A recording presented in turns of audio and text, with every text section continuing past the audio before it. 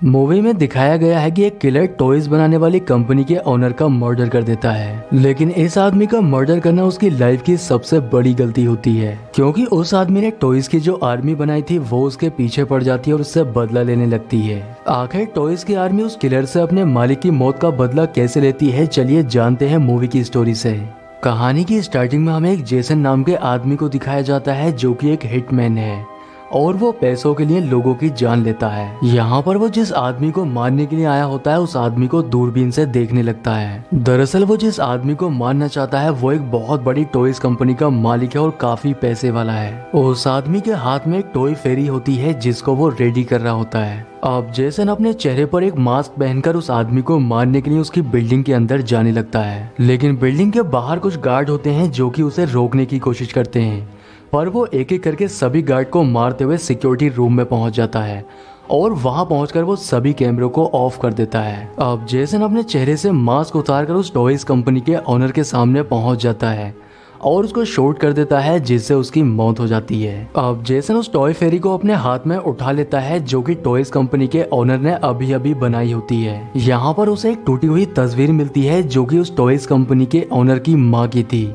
और उस तस्वीर के नीचे कुछ लिखा होता है, पर जेसन उस पर ज्यादा ध्यान नहीं देता है। अब वो उस टॉय फेरी को लेकर फ्लाइट में बैठ जाता है और अपने घर आने लगता है और इसके साथ ही वो अपने क्लाइंट को भी बता देता है कि मैंने उस आदमी को मार दिया है। अब जेसन जब एयरपोर्ट पर पहुंचता है तब वो देखता है कि उसने जिस आदमी को मारा है और उसके मरने की खबर पूरे शहर में फैल चुकी है। यहाँ पर वो एक लड़की को देखता है जिसके पास एक टॉय होता है और ये वैसा ही टॉय है जैसा उसने उस टॉयज कंपनी के ओनर के घर पर देखा था। ये देखकर वो थोड़ा हैरान भी हो जाता है, लेकिन वो इस बात पर ज्यादा ध्यान नहीं देता है। पर उसकी नजर जब और भी लोगों पर जाती है तब उनके हाथ में भी वैसे ही टॉयज थे जैसे उस टॉयज कंपनी के ओनर के घर पर उसने देखे होते हैं। अब जेसन अपने घर पहुंचता है और उस टॉय फेरी को अपने रूम में रख देता है जो कि वो उस मरने वाले आदमी के घर से लाया था, क्योंकि वो जिस आदमी का भी मर्डर करता है उसके घर से कोई ना कोई चीज उठाकर लेकर आता है जिससे वो उस चीज को अपने घर में उस आदमी की यादगार के तौर पर रख सके।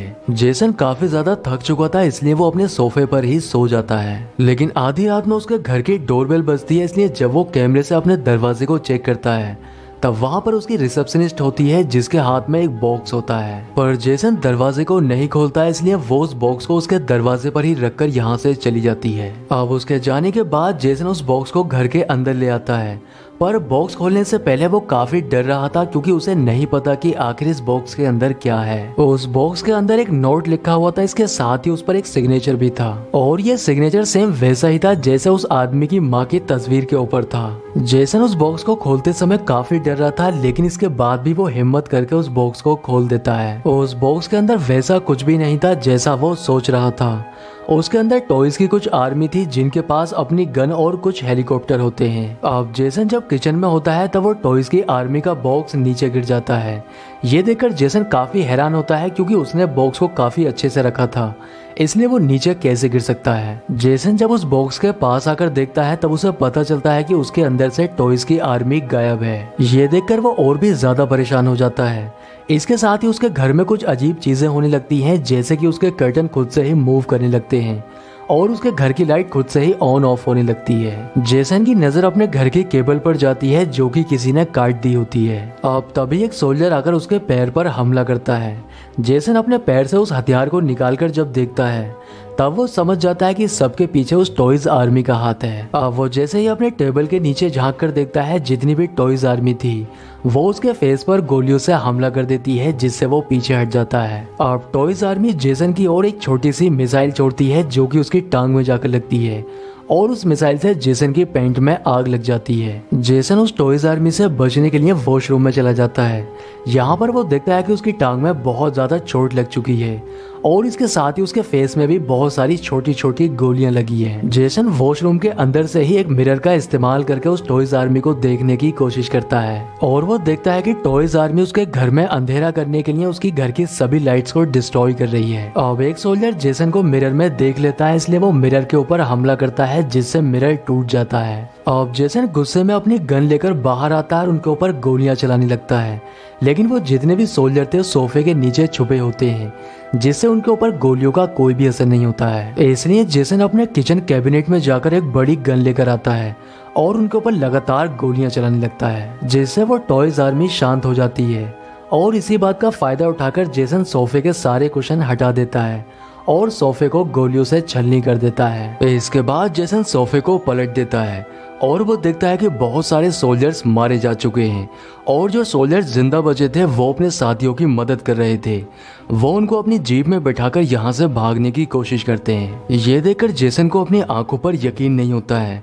अब वो बहुत सारे सोल्जर्स को अपने पैर से कुचल देता है, लेकिन जो सोल्जर्स जिंदा बचे थे वो अब भी जेसन के ऊपर हमला कर रहे थे, पर उनकी गोलियों का जेसन के ऊपर कोई खास असर नहीं होता है। लेकिन जेसन जब उनके ऊपर गोली चलाता है तब उसकी एक ही गोली से बहुत सारे सोल्जर एक बार में ही मारे जाते हैं। अब जेसन को लगता है कि सभी सोल्जर्स मर चुके हैं, लेकिन तभी वो देखता है कि टॉयज आर्मी के 3 हेलीकॉप्टर उसकी तरफ आ रहे थे और वो उसके ऊपर अपनी छोटी छोटी मिसाइल से हमला कर देते हैं। इसलिए जेसन उनसे बचने के लिए फिर से अपने वॉशरूम के अंदर चला जाता है और यहाँ पर वो देखता है कि टॉयज आर्मी के हमले से वो बुरी तरह से जख्मी हो चुका है। उसके हाथों और फेस पर जितने भी जख्म हो चुके थे वो उनको अच्छे से साफ करने लगता है। अब जेसन सुबह तक वॉशरूम में ही रहने का फैसला करता है क्योंकि ये उसकी सेफ्टी के लिए बहुत जरूरी था। पर तभी एक हेलीकॉप्टर वॉशरूम के अंदर आ जाता है और जेसन के ऊपर हमला कर देता है, लेकिन जेसन के हाथ में जो टॉवल थी उस टॉवल से वो उस हेलीकॉप्टर को पकड़ लेता है और इसके बाद वो उसे अपनी टॉयलेट शीट में डाल देता है। अब जेसन उन सोल्जर्स को फ्लश करने की भी कोशिश करता है, लेकिन वो सोल्जर इतनी आसानी से मरने वाले नहीं थे। इसलिए वो अपना हेयर ड्रायर लेकर टॉयलेट शीट के अंदर डाल देता है,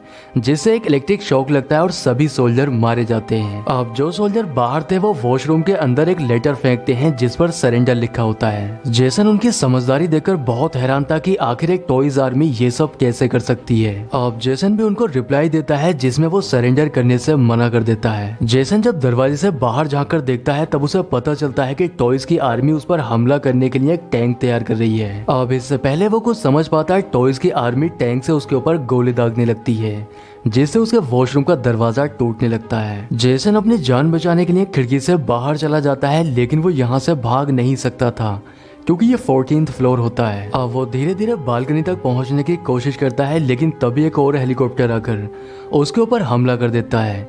लेकिन जेसन के हाथ में एक गन थी, जिससे वो जैसे ही उसके ऊपर फायर करता है वो हेलीकॉप्टर क्रैश हो जाता है। दूसरी ओर टॉयज आर्मी के सोल्जर अपनी गन विंडो की ओर पॉइंट करके जेसन के अंदर आने का इंतजार कर रहे थे, लेकिन जेसन दूसरी ओर से अंदर आ जाता है और उनके ऊपर हमला कर देता है, जिससे टॉयज आर्मी के कुछ सोल्जर यहाँ से भागने लगते हैं। पर बहुत सारे सोल्जर अभी भी उसके ऊपर हमला कर रहे थे, इसलिए वो एक लाइटर और फायर स्प्रे लेकर उन सोल्जर्स को जला देता है और जो सोल्जर्स उसके घर में छुपे हुए थे उनको भी ढूंढकर मारने लगता है। अब जितनी भी टॉयज आर्मी थी उन सभी को मारने के बाद वो उनको काउंट करने लगता है और काउंट करने के बाद उसे यकीन हो जाता है कि जितने भी सोल्जर्स थे उसने सभी को मार दिया है। लेकिन बॉक्स के ऊपर बोनस सरप्राइज लिखा था जिस पर वो ध्यान नहीं देता है। अब जेसन रिलैक्स होने के लिए पूल के अंदर चला जाता है, लेकिन तभी पूल के अंदर उसके हाथ की नस कट जाती है।